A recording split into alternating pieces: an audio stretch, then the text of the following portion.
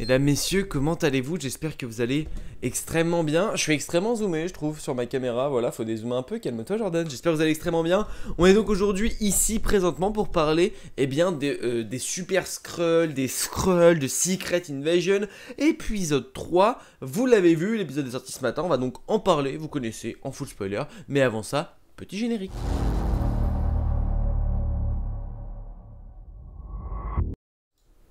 Bon, parlons donc de cet épisode 3 de Secret Invasion. Est-ce qu'on est sur toujours la même lignée, la même lancée? J'ai envie de vous dire oui. En vérité, la série est cool, tu passes un bon moment, etc.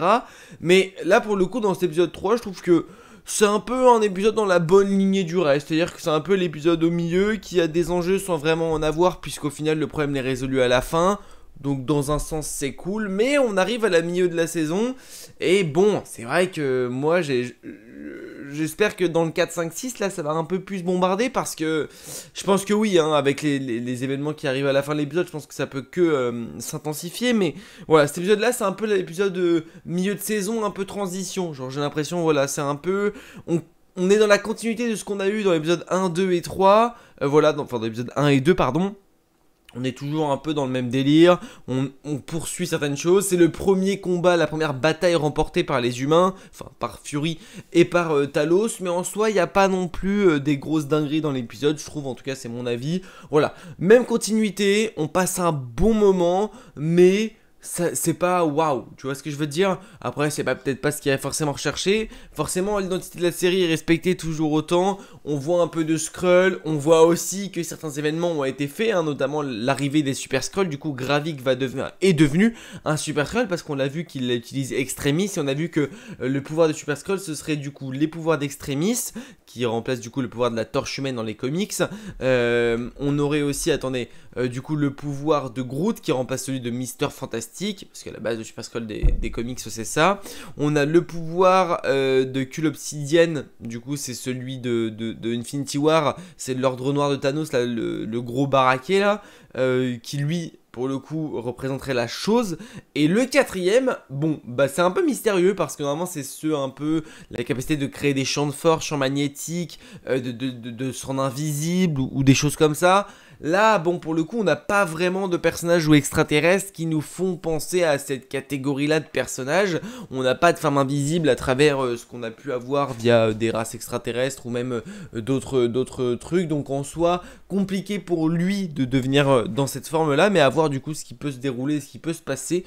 Mais en tout cas voilà, on a l'apparition du Super Skrull, ça c'est cool, ça fait plaisir. On va voir que par la suite Gravik va vraiment bien déchirer. En soi cet épisode là c'est un peu un épisode pour faire monter la pression de Gravik. C'est un peu Gravik qui, voilà, on voit qu'il monte un peu, au fur et à mesure il monte. Il a de moins en moins de pitié, déjà qu'il n'en avait pas beaucoup. Là il a tué carrément son bras droit parce qu'elle l'avait trahi.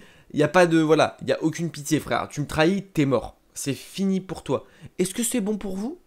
Non mais voilà, donc Gravik lui, c'est un peu, voilà, l'épisode c'est la montée en puissance de Gravik. Son plan commence à être mis en place au fur et à mesure. On voit qu'il a introduit pas mal d'agents un peu partout, que finalement des Skrulls à ses pieds, il y en a vraiment partout. Parce que là on voit dans le musée, en soi c'est des simples passants qui sont en train de bouffer, et au final c'est des potes à Gravik, donc c'est lui qui les a amenés là bien sûr. Mais je veux dire c'est qu'il a quand même beaucoup de Skrulls à ses pieds, et c'est important à le voir aussi. On voit qu'il a des contacts un peu partout, mais on voit aussi que certains commencent un peu à se rebeller par lui, parce que, bon, peut-être que dans le fond, ce qu'il veut faire, tout le monde le veut, mais dans l'acte, peut-être pas. Finalement, je suis pas sûr que tout le monde veuille tuer tout le monde.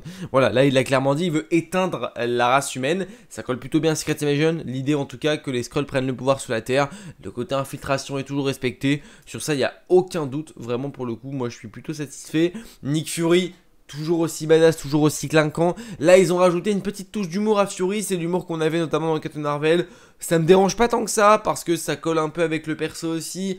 Voilà, on découvre la vie de Fury, le fait qu'il ait eu du coup une femme pendant si longtemps et qu'elle était cachée, et que sa femme en plus risque de le tromper entre guillemets, on va dire de le trahir. Voilà, j'ai l'impression que c'est un peu vers là où on se dirige.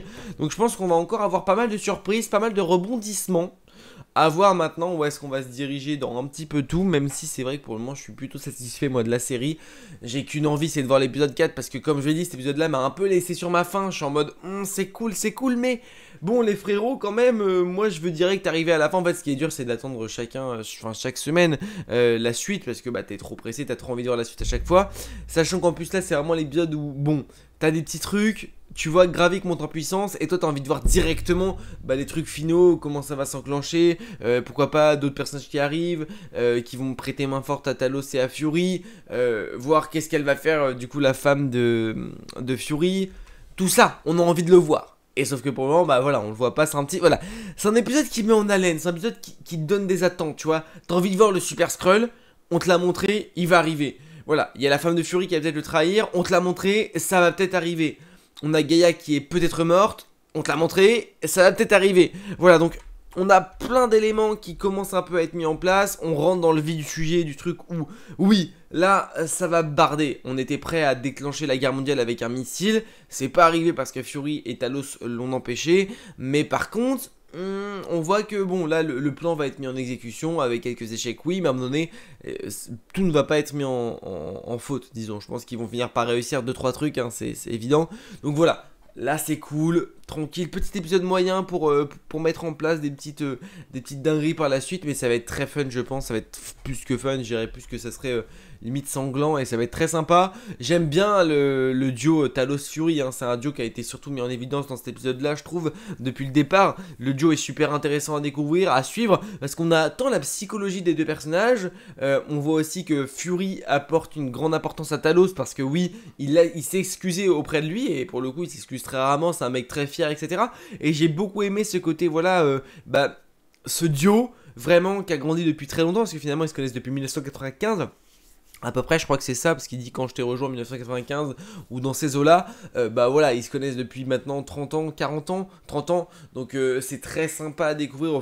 Enfin, cette liaison-là, on a aussi une liaison amicale en plus de mener une guerre, c'est que on est sur deux personnes qui se font confiance aveuglément et ça c'est plutôt sympa et c'est plutôt intéressant. On voit que Talos ne trahira pas Fury, que Fury ne trahira pas Talos. En vrai ça arrive, je tomberai des nues parce que pour moi ça n'arrivera pas, enfin en tout cas pas sur ce qui nous est montré dans la série et je vois pas pourquoi ça arriverait, ça n'aurait pas grand intérêt en vrai que ça arrive.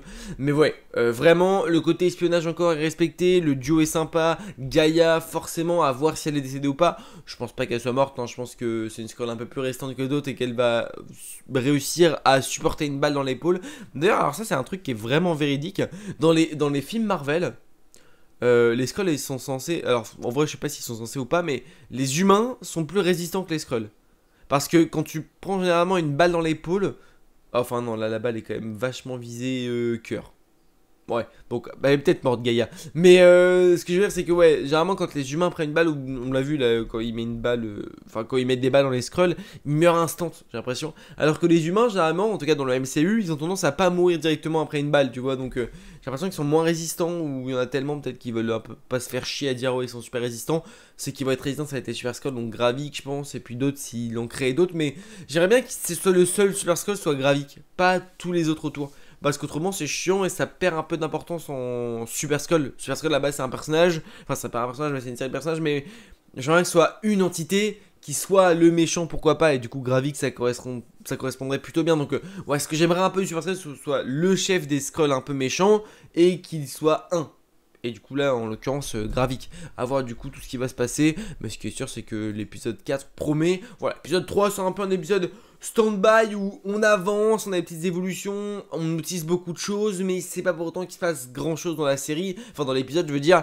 Je sais pas si vous voyez un peu ce que je veux dire. Je dis pas que c'est mauvais, loin de là, hein, on respecte vraiment les codes qu'on a depuis le début de la série, c'est cool, on développe certains trucs et tout, mais moi j'ai envie j'ai hâte de voir la suite quoi, parce que tout ce qu'ils nous ont mis en haleine, c'est forcément des choses que t'as envie de voir, donc voilà, n'hésite pas à me dire en commentaire toi ton avis sur cet épisode là, sur ce que t'en as pensé, etc. Tu peux aussi liker cette vidéo si jamais cette petite critique t'a plu, tu peux peux t'abonner et activer la cloche pour ne louper aucune des prochaines vidéos. Ces derniers temps, c'est vrai qu'il y a très peu de vidéos grosses, c'est-à-dire que tous les mercredis on se trouve pour le rendez-vous quotidien sur, enfin pas quotidien du coup hebdomadaire, sur la série Secret Invasion, mais tous les jours vous avez quasiment un petit short en plus pour discuter notamment des scrolls. On parle beaucoup des scrolls en ce moment, voilà, vous avez plein de shorts, plein de vidéos, donc n'hésitez pas à vous abonner, activer la cloche, ça fait toujours extrêmement plaisir. On se dit à très vite pour une prochaine vidéo. N'oubliez pas, mais de grands pouvoirs impliquent de grandes responsabilités. Je vous fais des bisous, c'est ciao.